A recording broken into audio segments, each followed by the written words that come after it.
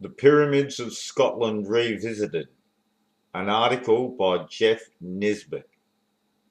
On February 11, 2009, several UK newspapers reported that the Israeli spoonbender of the 1970s, Uri Geller, had purchased Scotland's tiny Lamb Island, and that my 2002 Atlantis Rising article, The Pyramids of Scotland, had inspired the purchase.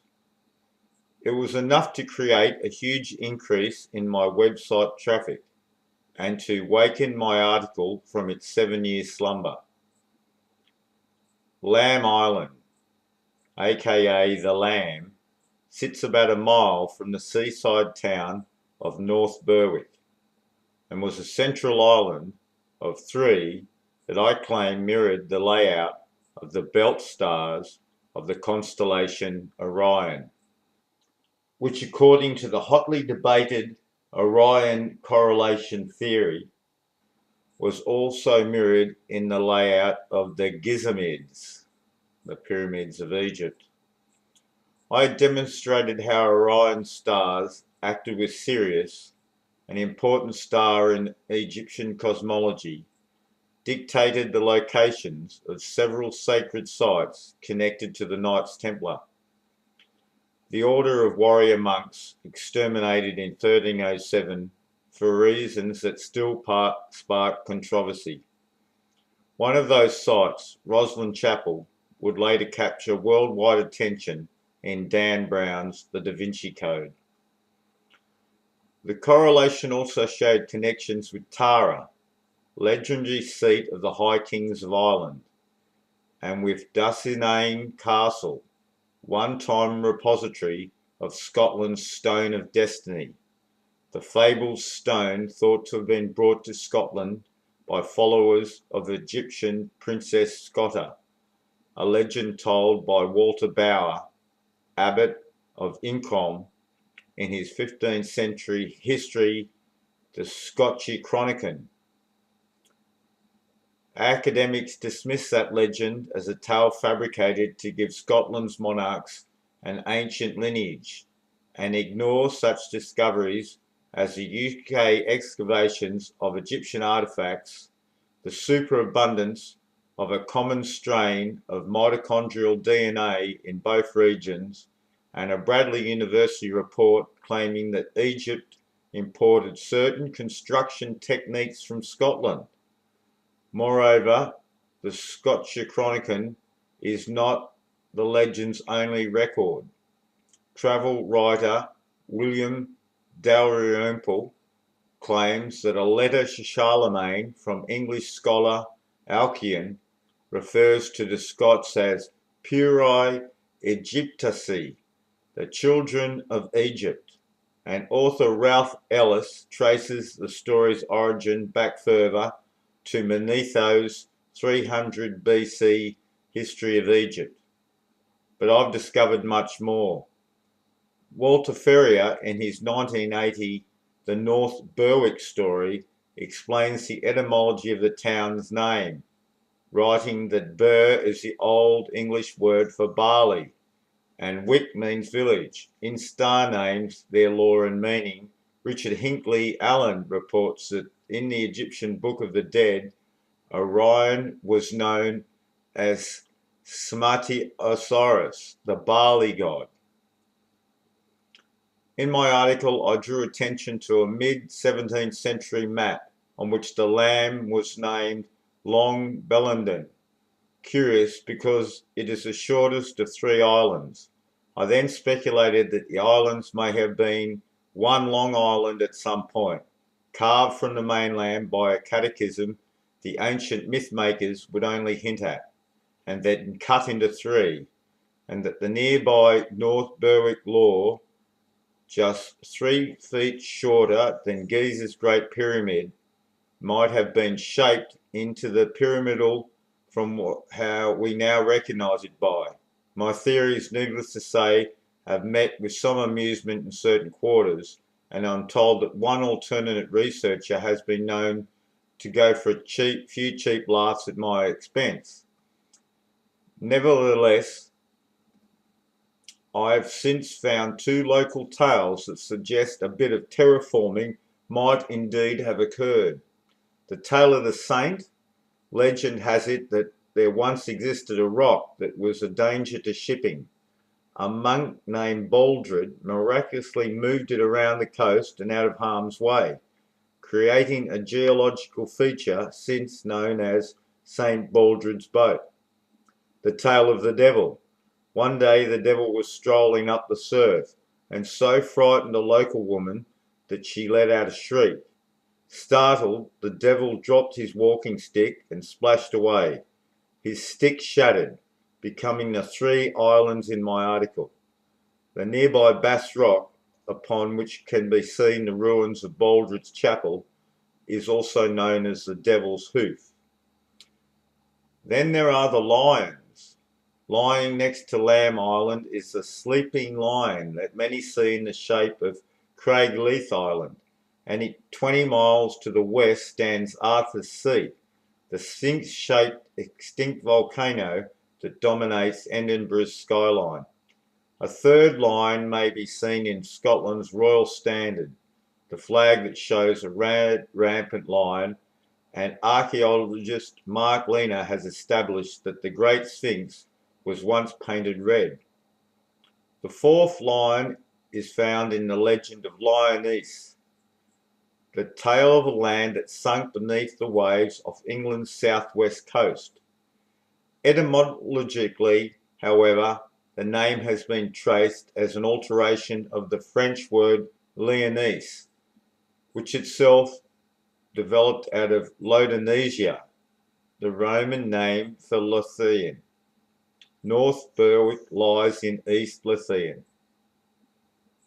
Within a day of Geller's purchase, a conversation began on the Cabin of Wonders website.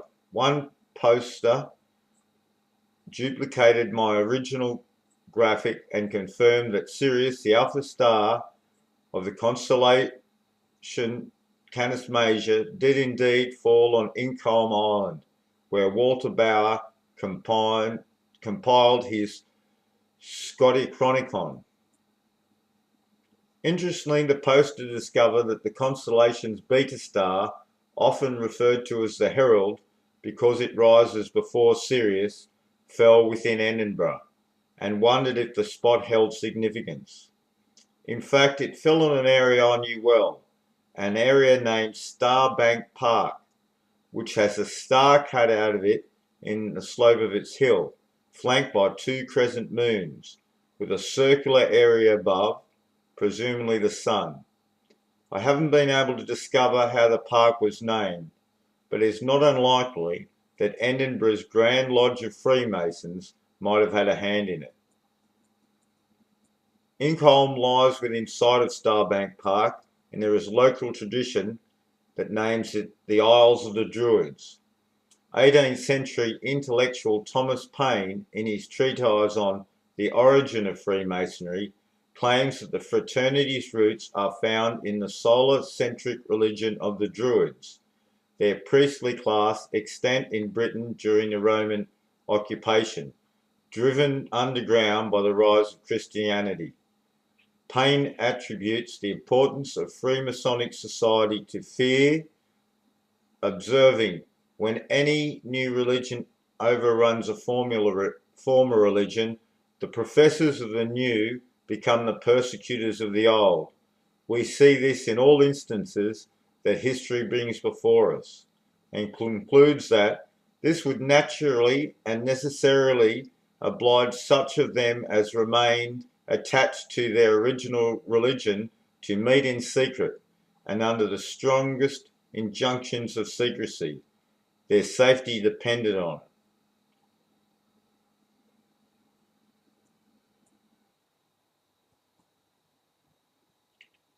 Frank C. Higgins, in his 1919 Ancient Freemasonry, An Introduction to Masonic Archaeology, states that the 23.5-degree angle and its 47-degree double are two of Freemasonry's cosmic angles, and that they are encoded on coins showing pre-Christian Phoenician temples of Cyprus, ancient Greek paintings of Hermes and Ceres, as well as Masonic keystone and compasses of the present day.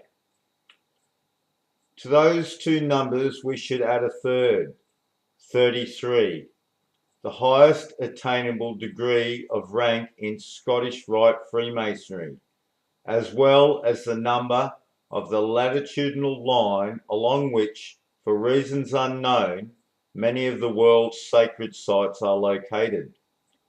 Using these three numbers, I have discovered an ancient message encoded by the pyramid builders. To understand that message and its implications, we must first consider the prime meridian. The prime meridian is an invisible line that stretches between the north and south poles, which, due to the rotation of the Earth, passes the sun every 24 hours. It calibrates the hours of the day around the world and begins the first of 360 vertical slices of 1 degree each. Its position is arbitrary, but in 1884 it was agreed that Greenwich, UK, should mark the international prime meridian, and it has done so ever since. The Great Pyramid sits at 31.08 degrees east of Greenwich, and researchers Scott Creighton and Gary Osborne have recently demonstrated that Freemasonry's cosmic angles of 23.5 and 47 degrees relating to the Earth's axial tilt have been encoded in its internal geometry, and Osborne has found those same angles encoded in countless works of art over many centuries. I decided that any civilization advanced enough to build the Great Pyramid would likely have used its position to mark its own prime meridian. Then I counted 33 degrees to the west, to Morocco's Atlas Mountains, and established that the meridian that today runs north to south through a point 1 degree 52 west of Greenwich would, to the pyramid builders, have marked their own 33rd meridian. So I then drew a horizontal line between the Great Pyramid and that point, and then another directly north along the ancient 33rd line. Incredibly, my second line all but kissed 4 major English sacred sites on its way to the north: Stonehenge, Silbury Hill, Avebury, and Thornborough. The huge Three-Henge complex confirmed as the world's first monument aligned to Orion's star belt. Before nearing the border of Scotland at the holy Isle of Lindisfarne, perhaps indicating that this ancient 33rd meridian may have once been as sacred and important as today's 33rd parallel, and possibly have been the prime meridian before Giza. That's when things got really interesting. The 4 islands that had figured so mightily in my Pyramids of Scotland article, Orion's Belt Star Islands and the Isle of May, lay in the rectangular form between the ancient 33rd and 34th meridians, and the 23rd to the 23.5 degree parallels north of today's 33rd. Astonishingly, using the most significant Freemasonic numbers, 2 of which relate to the Earth's axial tilt, the geometry from the Great Pyramid's ancient prime meridian painted the way to the North Berwick area, and once there, those same numbers helped enclose the area of the North Sea wherein my Belt Star Islands and the May lay.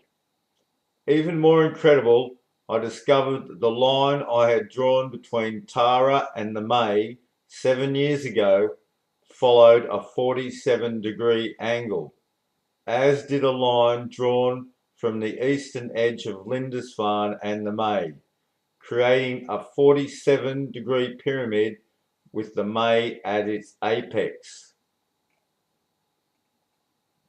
Perhaps symbolically, the Great Pyramid's missing capstone.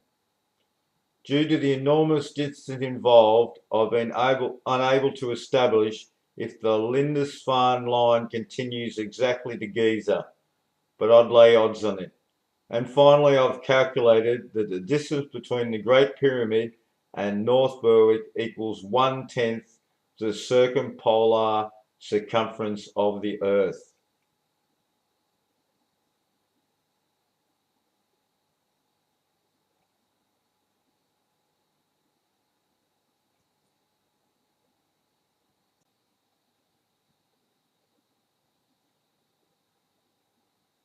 So as we can see,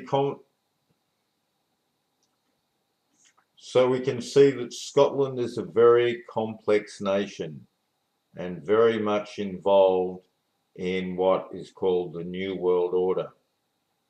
So stay tuned and we'll be examining more of the Scottish, English, Egyptian connections and the roots of the British Israel movement and how this might have implications for the rest of the 21st century.